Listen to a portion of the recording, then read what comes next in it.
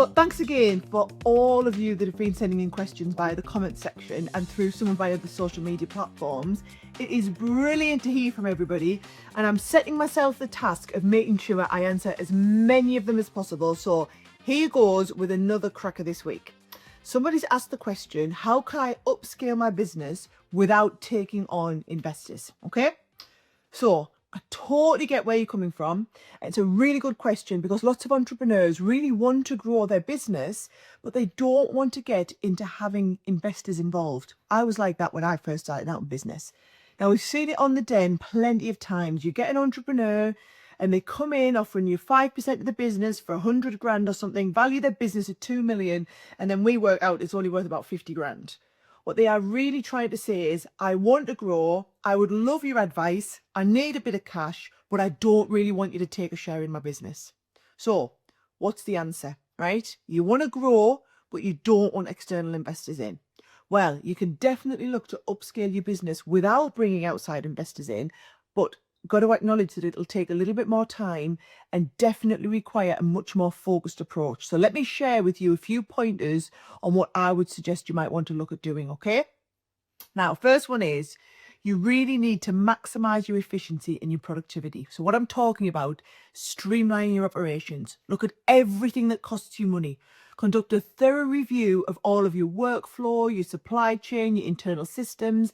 Identify anything that's creating bottlenecks in your systems. Is there anything that's been underutilized? Check your broadband provider. Is there a cheaper one? Check your waste collection costs. Can you find a more competitive business insurance?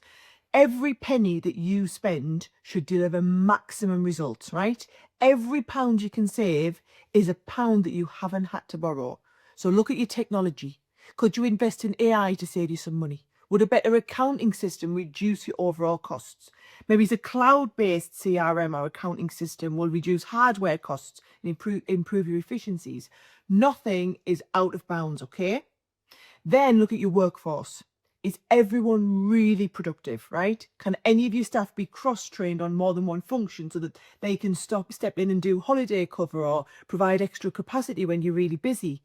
You can train staff for new roles so that they progress through the company rather than going through the expensive process of recruiting and induction, as these staff know the business already.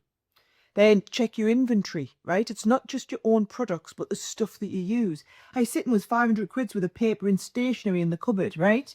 Do you have expensive equipment, laptops, screens, PCs that never get used? And what about virtual inventory, like your software licenses, virus protection, right? You've got to make sure that everything you're paying for is being properly used and you are not carrying excessive surpluses, right? And by being efficient, you'll maximize your return on investment and liberate extra cash in the business. Which leads me on to the next point, keeping profits in the company. I know it can be really tempting to take cash out, particularly when things are going well, but the more money you can leave in the business and reinvest, the more opportunities you'll have to grow without the need for outside investment. Now, again, we've seen entrepreneurs come into the den asking for investment when really they probably just need to be cutting back on their lifestyle a little bit and using that money to grow the business rather than funding an expensive lifestyle like a new car or something, right? A big part of being able to reinvest profit into the business is also about identifying which parts of your business generate the highest margins. Now, let me walk you through an example. Imagine that you're a restaurant. After accounting for wastage, you've worked out that your profit margins are 50% on main course, 60% on starters, 34% on desserts, and 72% on wine, right? Looks like you need to make sure everybody has a starter and a bottle of wine, right? Now, it sounds simple, and it kind of is, but it's amazing how often businesses don't actually know where the best profits are to be had. And as a consequence, they don't focus on those areas enough.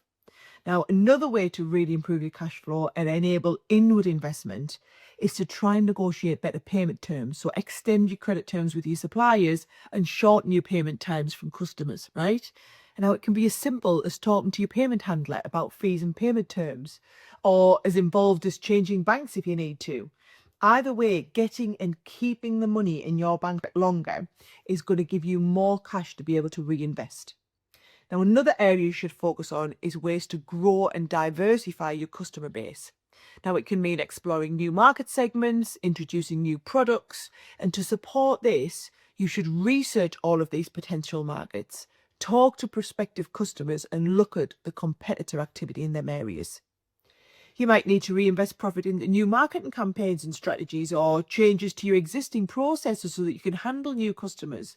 For example, maybe it's developing an online shop or extending your opening hours if you've got a physical presence. All of that requires cash, which is why I started off by having you focus on how to save cash in other areas so that it's available to invest. Now, one of the biggest assets that you will already have is your existing client base. You might want more, but for now, the focus should also be on leveraging the opportunities that your existing customers present. So encouraging repeat business through loyalty programs, subscription models, creating personalized offers through regular engagement. It's not only going to boost sales, but it'll probably make these people more likely to refer others. And then have a think about things like partnerships and collaborations with other complementary businesses to cross-promote offerings, develop joint ventures, can halve your marketing costs and also introduce you to a whole new set of customers. Now, everything that I've talked about underpins incremental expansion, right? It's not going to deliver the big bang expansion that a large cash injection might bring. And I use the word might really deliberately because I've spent many millions that companies have tried to spend on trying to grow a business without success. But what this focused approach to organic growth will do is maximize your rate of growth whilst minimizing operational risk. Okay? So there you go. Some ideas around how to grow your business without the need for outside investment. It's definitely possible. And if it's done really, really well, it can be hugely satisfying. So thanks for watching. Hope that's been useful. Have a great week.